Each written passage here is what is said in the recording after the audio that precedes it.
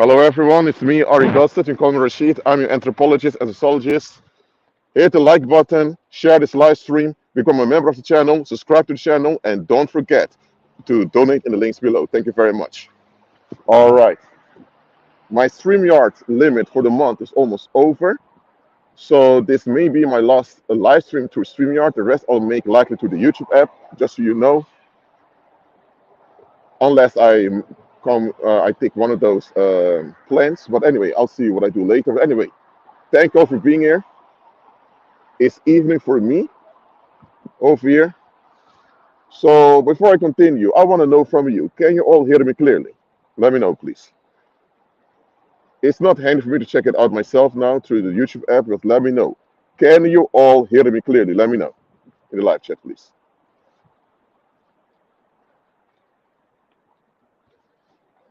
God is good. By the way, if you're driving right now, please just listen to the live. Don't uh, participate in the live chat because I want you to focus on the road, please. Thank you very much. Well, okay. Leah can hear me. Maria can hear me. I'm glad you both can hear me. That is good. Now, right across the road, go over there. Now, listen to me. Damage control. It's something all of us do. Absolutely. We all do damage control. Now, for example, you're sitting at the table and by accident you throw over your cup with coffee.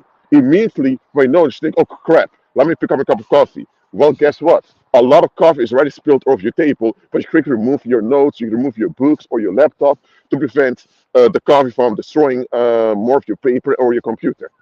So damage happened, but it doesn't mean you have to just allow the damage to continue. You immediately take action to prevent the coffee from spilling even further. Okay? Or let's say now, just for example, let's say an accident happens out there. Okay? Someone was hit by a car or whatever. Right? And now people stop what they're doing and they call the ambulance very quickly. And they tell the individual, lay down still, lay down. Why? The individual's been hit by the car. Their bones may be broken. If they keep moving, their bones will break even more. So people tell them, lay down. We'll call the ambulance for you. That's damage control. Okay? If someone has been stabbed or shot with a gun, what do the ambulance people do? They stop the bleeding by putting a cloth or something on the vein so that some individual stops bleeding. Then they bring the individual to the hospital, they perform surgery. So that's all damage control. Well, let's say now that you have this artist, because this thing happened a lot recently in Hollywood. You have this artist who's suspected of sexual misconduct. And immediately, YouTube, Spotify, all the streaming services, they stop sponsoring or they, not sponsoring, stop playing that artist's music until until the allegation has been cleared. That's damage control. Because if later came out that the artist is indeed guilty of sexual misconduct, that will make YouTube look bad that YouTube kept assisting him making money. So that's also a form of damage control. Damage happened because a big artist was also on YouTube is accused of sexual misconduct. This also damaged YouTube's reputation. So YouTube tries to limit the damage from continuing by taking action by muting his account or whatever. You hear me? Up until now, do you understand what I mean with damage control? Something all of us do. Do you understand that part? Let me know in the live chat. Do you understand that part?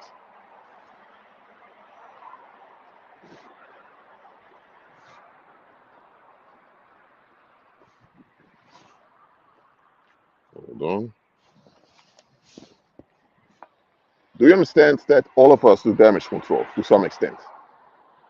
Anytime something bad happens, we want to prevent it from getting worse. All right? But here's the thing.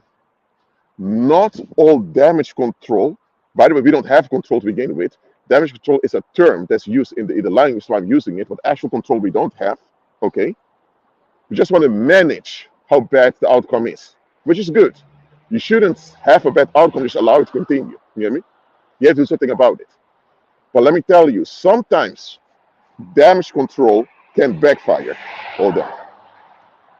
Sometimes damage control Hold on a minute. Let me put on this glove over here. Sometimes damage control can make things worse. And that is what I'll be talking about in this live stream. When damage control backfires. All right? Now, when does damage control backfires? If it only leads to more damage. Okay? Now, let me give you one big example of damage control getting worse. Let's say you drive your car and you have a flat tire. So what you do is you put a little sticker on where on the scratch on the tire, and you pump up the tire very quickly, and you continue driving your car. I mean, thing is, what you did was a quick fix. You have a flat tire, you put a sticker on it, pump it very quickly, and then you have to drive to an auto body shop where they can replace the tire. But what if you just put a sticker on it and that's it? And you only pump it up. Now you have to pump up that tire every 10, 15 minutes. So how can you drive long distances with your car? It's quite dysfunctional. So now you may end up in car accidents, damaging yourself and others, even killing yourself or others because your tire is not functional. So a quick fix should only happen on your way to a long-term solution. You have a flat tire, okay, put a sticker on it, put tape on it, pump it up, go to an auto body shop, get the tire replaced. Simple as that. The quick fix was part of the long-term solution. But the thing is, sometimes, even as believers, there's believers now, we have quick fixes that we think are the ultimate solution. We think that the quick fix we applied is the actual solution, but it's just a quick fix. And a quick fix is only a temporary measure until you are at the final solution. Okay? All of us can agree that putting a tape on a flat tire is not something you should do for days. You should just put it for the moment and go to the body shop immediately, or you call people to pick up your car, to tow it away so that your car can be fixed. There's no police officer and no judge that will condone you driving around with a flat tire for days or weeks or months. Are you kidding me? Absolutely not. Now, when it comes to believers, there's one thing I notice about many believers. There's one defect amongst believers that really should not exist. But unfortunately, it does exist. That's why I'm addressing it in this live stream. A lot of believers, similar to unbelievers, because this is something common amongst unbelievers. But unfortunately, a lot of believers have it too. And the defect is that often we believers don't want to admit when people violate us. Or let me say this, we won't admit when the community failed us. We don't want to admit that. I may have said this before in some other live streams, but I'm saying explicitly to you. A lot of believers have a hard time admitting when the community violates them. They have a very hard time admitting that. They rather blame themselves, or they look for some villain to be upset with, say it's all his fault, or take it to in churches, put it all on Satan, Satan is behind it, and the kingdom of darkness, all of that. Or unbelievers who are into the new age would say it's just the universe redirecting all of that. People in the world go to any type of length to avoid admitting when the community violates them. Including believers do that, unfortunately. But here's the issue. You not admitting that the community violated you does not undo the fact they violated you, and that violation damaged you. So you are damaged. And you have to admit the damage that was done to you, and that you're damaged now. And so you need to take responsibility for the situation, in the sense that you admit you're damaged and that you need to recover.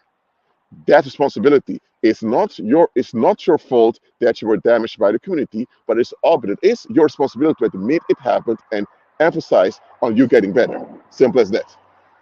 Example: if you're riding your bicycle outside, and and a car knocks you over because someone was driving drunk. Someone knocks you over, and now you're on the floor somewhere, laying with your bicycle.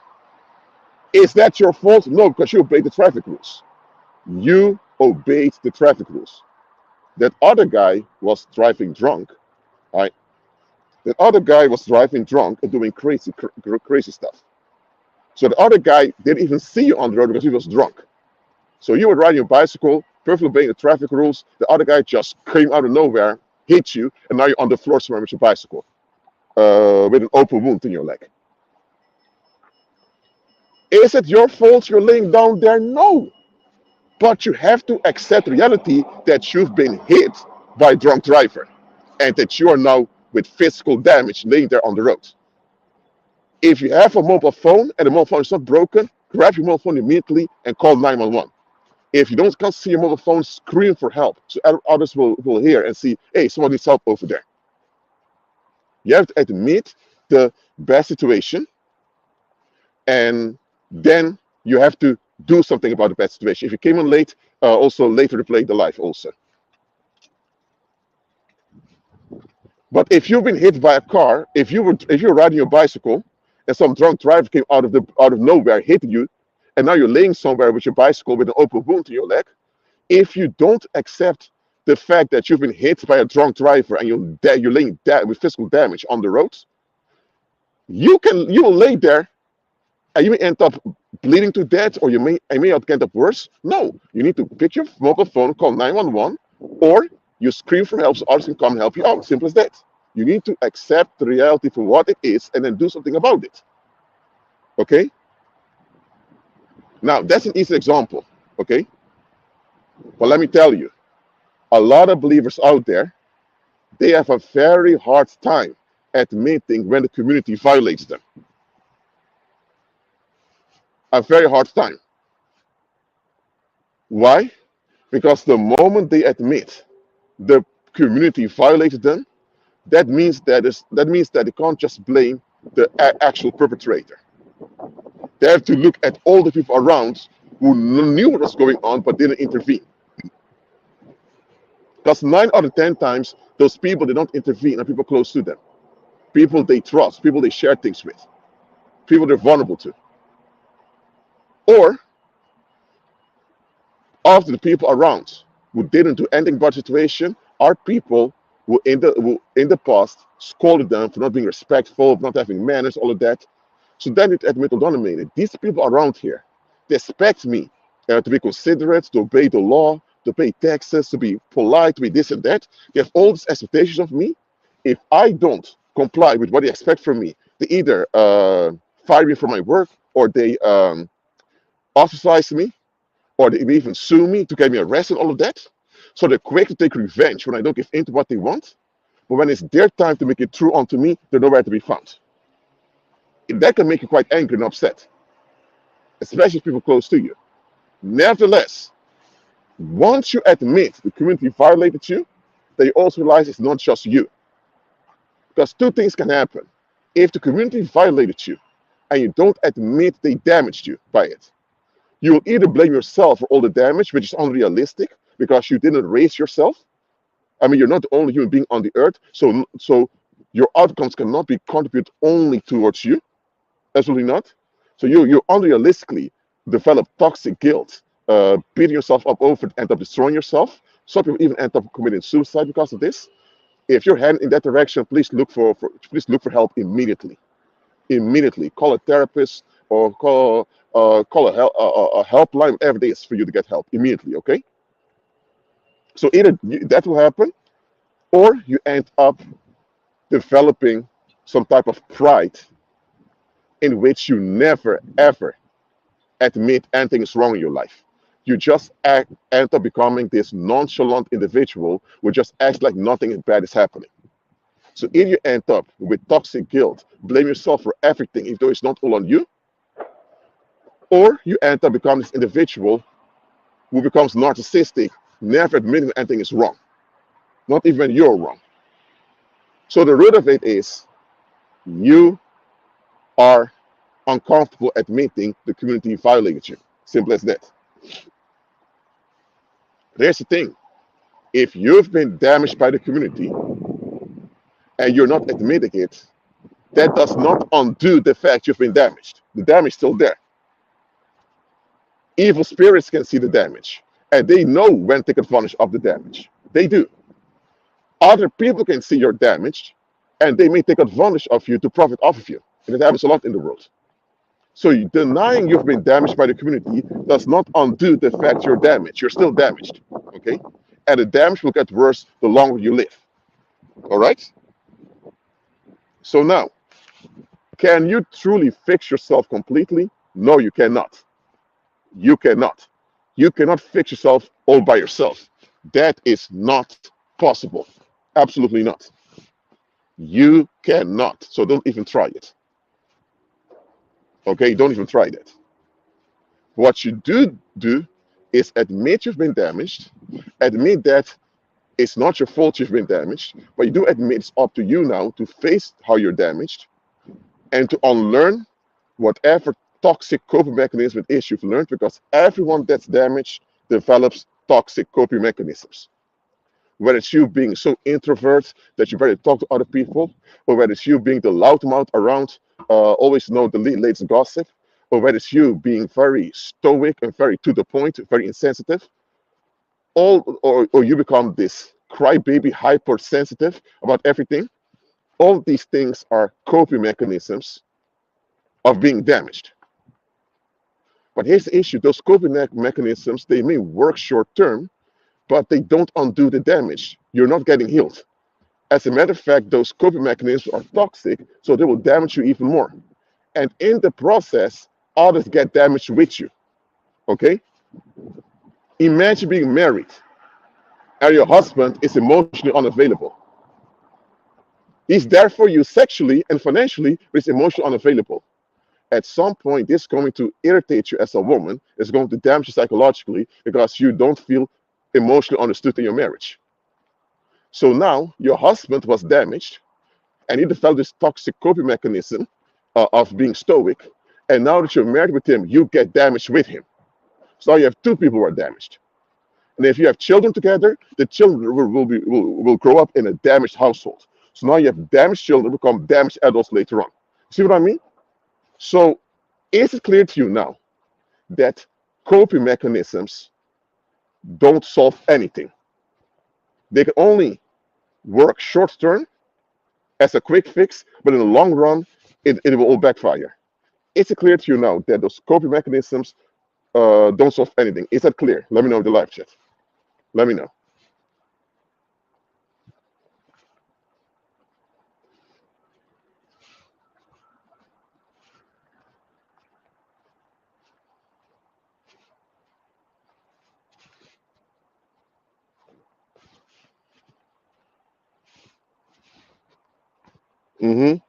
Okay. Now, some coping mechanisms are accepted by society. For example, someone becoming quite stoic, or someone withdrawing themselves and working all the time. There are a lot of people out there who are workaholics. They're not alcoholics drinking alcohol all the time, but they're workaholics, working. And society praises them for being hard workers. Why? Because society can profit off of that. Someone that's a drunkard, society has problems with that. You get me? With people driving drunk and all of that. So that's why alcoholism is kind of shunned by society, but being a workaholic is praised. But whether you're an alcoholic or workaholic, it's both an addiction, it's a coping mechanism. So understand, some coping mechanisms are shunned by society because people can often see that there's no way you can profit off of this. And other coping mechanisms, they are kind of condoned because people can profit off of them. Right? You get me? So some of these coping mechanisms that society endorses are also endorsed by church. And that's where the problem comes. Because you have a lot of believers going to these churches, they learn toxic coping mechanisms that are accepted by society. And hey, if they develop the same coping mechanisms, they'll get success in daily life, in society. So they think, oh, things are going well with me. No, you're still damaged, you're still dysfunctional. Society is just okay with you because it can profit off of you. That's it.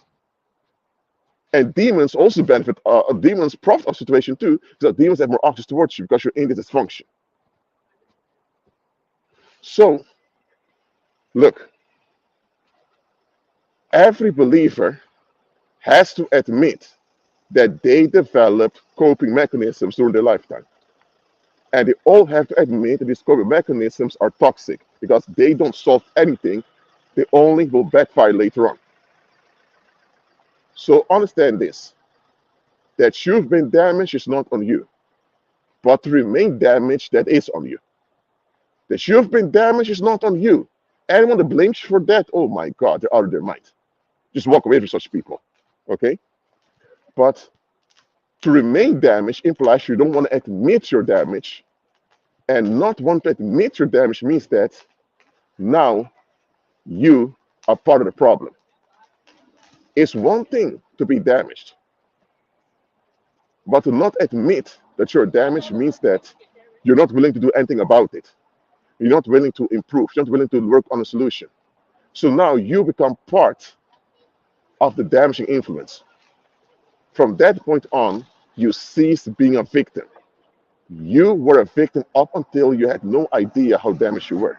But the moment you know that you're damaged, but you don't want to admit it, because admitting it would mean admitting all the other stuff you don't want to face. From that point on, you cease being a victim. You became a collaborator. From that point on, you are a portal for demons to use, even as a believer. Now, as a believer, the demons cannot possess you. They cannot enter your body and take you over, none of that. But as a believer, if you're not facing the fact you've been damaged, you end up becoming part of the problem as a collaborator. Because now you end up justifying your coping mechanisms and you look for others who have similar coping mechanisms to validate your coping mechanisms as the norm. And you will find people who will validate your coping mechanisms, but guess what? That doesn't mean that just because people say it's okay, that it is okay. Absolutely not. Look, let me explain the difference between deliverance and recovery. Because a lot of people confuse deliverance and recovery. They're not the same. Deliverance is when you're disconnected from evil. Recovery is when the damage of the evil is undone. Okay, let me give you an example. Let's say you were kidnapped and put in a concentration camp. You had to work till you dropped dead. Okay, but then the SWAT team came, invaded the concentration camp, and rescued you out of it. So okay, you're not in the concentration camp anymore. You've been delivered from the concentration camp. So you're not working till you die anymore. But guess what? While you were in the concentration camp, you developed coping. You were damaged.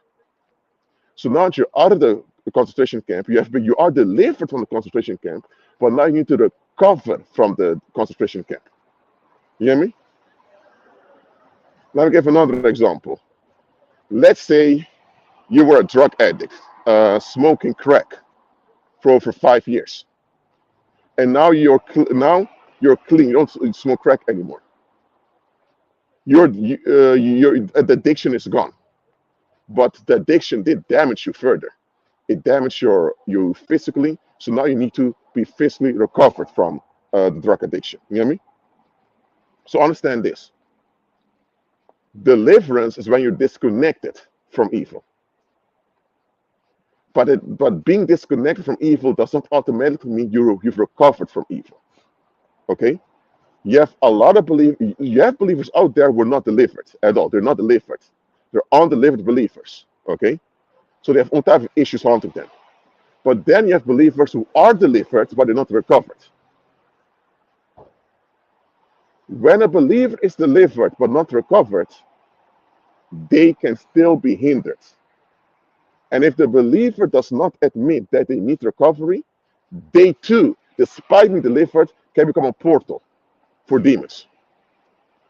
So it may feel confused. You think, but I thought this individual is delivered. Yes, they are delivered, but they haven't recovered. They're not part of the evil, but now demons can use their damaged parts to enable hinder. They cannot be reconnected to evil. That's impossible. It is not possible to undo someone's deliverance. Once you're delivered from evil, you are delivered from evil. You're disconnected from the evil. Okay? But if you're still damaged by the evil, that damage can become an opportunity for demons to work through you. Now, as a believer, demons cannot possess you, but they can trigger you and trick you from a distance. Okay? So, understand there are believers out there who are delivered, but they haven't recovered yet. They're still in recovery.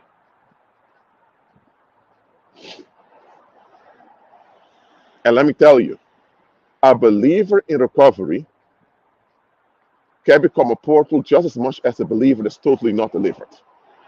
And the truth being told, often when you look at the outcome, you think, hey, I see two believers. They're both stuck in some dysfunction. So you think both are undelivered. No. One is fully undelivered, still connected to evil. And the other one is delivered from evil, but they haven't recovered.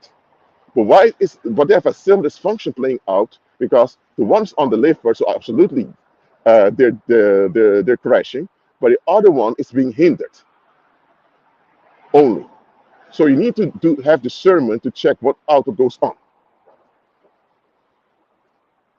In church, called it backsliding. Listen, backsliding does not exist. Once you're delivered. Simple as that. But the thing is, the question is not if you're delivered. The question is, have you recovered? And that's nothing a lot of believers have not recovered after the deliverance. So you have this big hype of deliverance amongst believers. But seldom do you hear people talk about recovery. Being delivered is great. But if you haven't recovered, you're still hindered. You're not connected to evil anymore. So that's an advantage. Okay? So a lot of things won't have an effect on you anymore, but you're still hindered by that fact you're not recovered. Simple as that.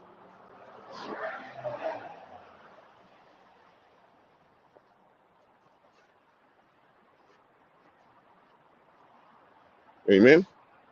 Is it clear unto you why recovery is just as important as deliverance? Is that clear unto you? Let me know in the live chat.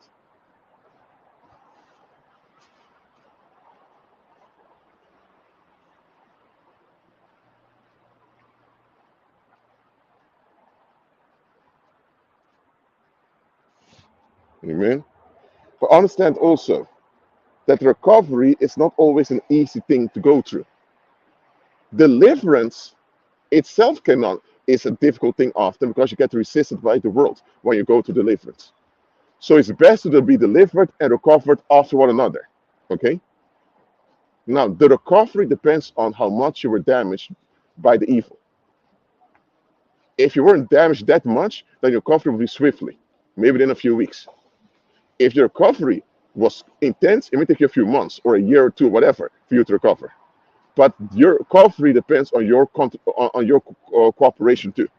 You need to cooperate with your own recovery. And it's when you cooperate with your own recovery that you'll realize, my God, this is how horrible it was.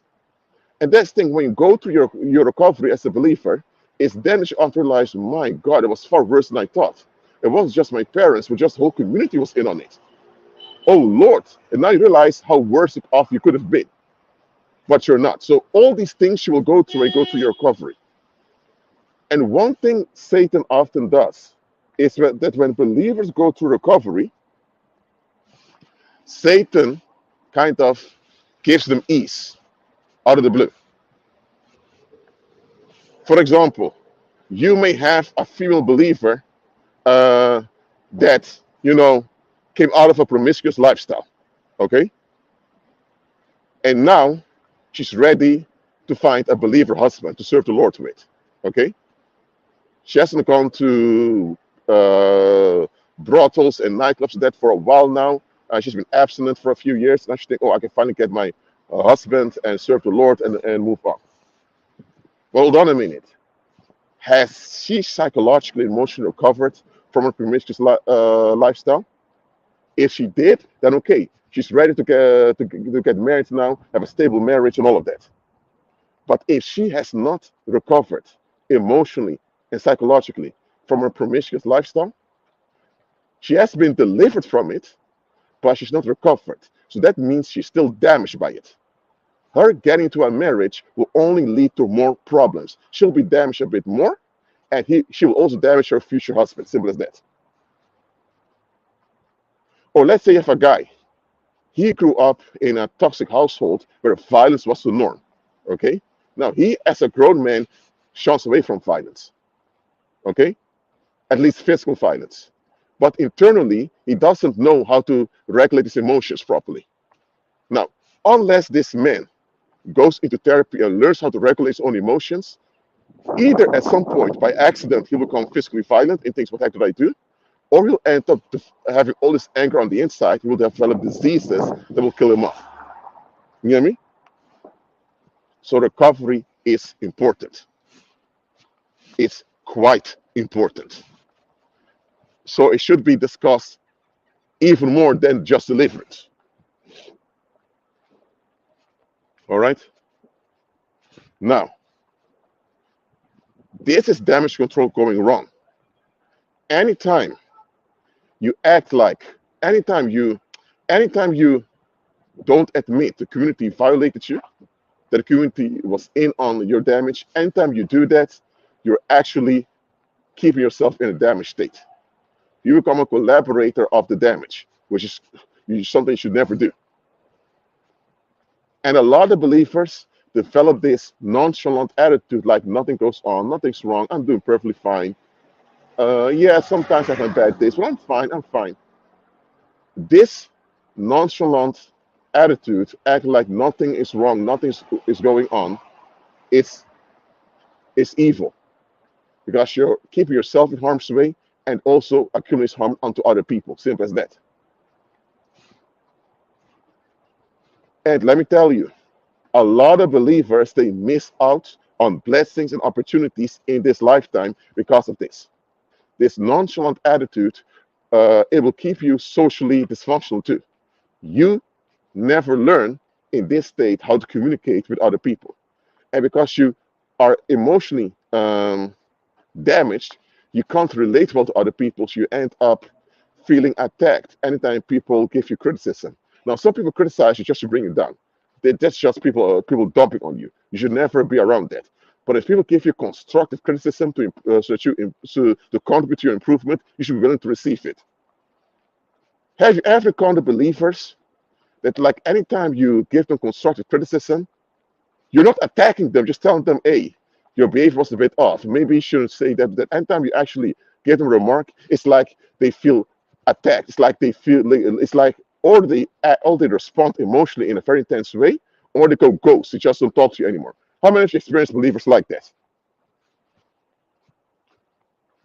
I did several of them. Well, actually, several. It's a lot of them, actually. How many of you experienced believers like that? Anytime you give them constructive criticism, by calling certain things out, it's like they either go ghost, like they you don't see them around anymore, or they become hyper defensive emotionally. That is because this believer has not recovered yet, and because they haven't recovered yet, they cannot actually move on. Did you hear what I said? It's impossible for you to actually move on unless you recover. So a lot of believers out there are going around in circles. They're going around in circles thinking they're moving ahead. Well, actually, they never moved an inch. Why? Because they have not recovered. Listen, there's no way you can move on and still be damaged. Okay? Moving on and recovering go hand in hand. Recovery and moving on go hand in hand. If you are not recovering, that means you're also not moving on. Simple as that. As simple as that. And that's where accountability comes in. If you have accountability, you realize, you know what, there's something off about me. It may not be it's not completely on me that I'm this way, but no matter whose fault it is, I need to get better. I need to improve because I need to be of quality to the community. As community ought to be of quality towards me. I can't just expect the community to be quality towards me. I have to be quality towards community back too. That's accountability. Unfortunately, their believers will lack accountability. So anytime they encounter their own damage, they kind of um, distract themselves with either being hyper religious, or distract themselves with relationships, or distract themselves with social media or whatever, or they um, project this damage onto other people. For example, let's say you have a wife who's emotionally unavailable, and the husband calls it out. Now she asks, well, it's your fault for not being able to handle me, or is you're the one who makes a big problem out of it? She's not projecting the blame of the whole situation on her husband, even though her husband is showing interest in working it out. But she's not facing the fact that she's emotionally damaged and not therefore not emotionally available. So, in any case, it's fleeing. A lot of believers are fleeing instead of recovering. All right. So what I suggest is that all of us examine ourselves and see where we need recovery. By the way, let's say you're delivered from evil and suddenly you're under attack by the enemy. That attack can damage you, not really damage it, attack can injure you temporarily. You hear me? So so recovery isn't just off deliverance. You can be injured by a psych attack too. You also need to recover from that. Because you can be on the psych attack for a long time and develop all types of issues. No, recovery should take place after deliverance, but recovery should be the norm anytime you face an injury. Simple as that. We as believers, we don't have time to go around in circles. We really can't afford this. All right? We really can't. So we need to have accountability towards one another and towards ourselves to admit where we need recovery and to go for our recovery. Simple as that. I don't care how long it takes you to recover. Recover. Amen. God is good. It's around 40 minutes. It's been in this live stream. I don't have that much more to say. Are there any questions about this topic? Please let me know in the live chat right now. Thank you very much. And for those who are here, don't forget to subscribe to the channel if you haven't done so yet. Become a member of the channel too. Donate in the links below. And don't forget to share this live stream with others also, so they can benefit from it too. But anyway, are there any questions about this topic? Please let me know in the live chat, please. Please let me know.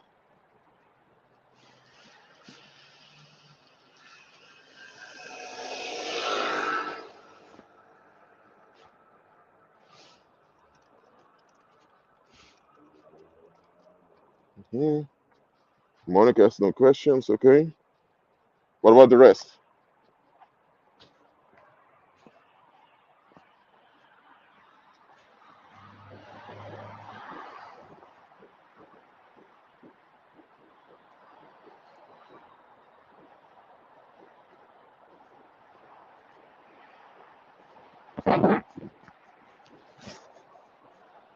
Hmm. I'll wait for a little minute, for 1 minute. If I don't get any questions, then I'll close down the live stream. If you have any question, ask it right now. You can also ask it after I close on the live stream, but then it will be as a comment, and I'll go into it a bit later. But if you have a question right now, please ask it right now. I'll wait for 45 seconds more.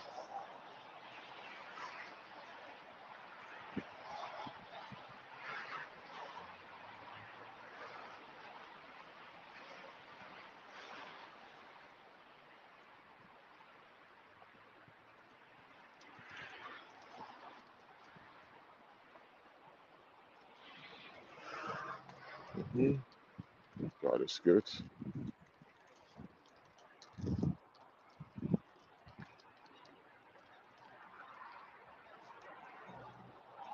All right. Didn't get any question here. Thank you all for being here. Oh, okay. Well, okay. Lead by Christ 2024 said when lies and untrue things are said in public places. Okay. I don't know what you mean with that. I don't see what the question is. Let me wait 15 seconds more. See if the subscriber response.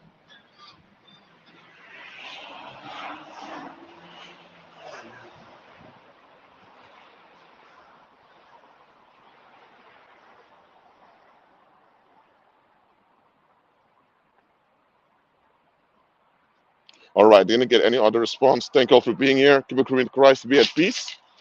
And I enjoy the Shabbat and see you next live stream. Shalom. God is good all the time. Amen.